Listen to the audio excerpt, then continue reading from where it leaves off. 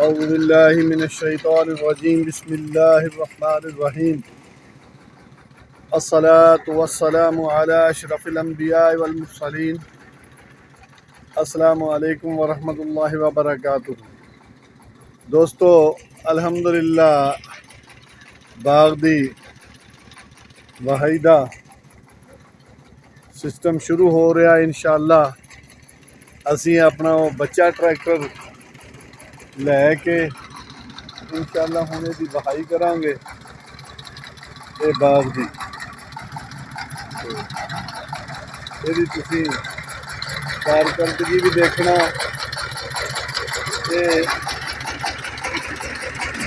इस टाइम काम वास्ते तैयार आ, अपना काम करेगा इंशाअल्लाह।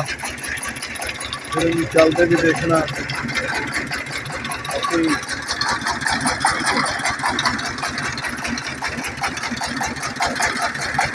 भाई शुरू करांगे।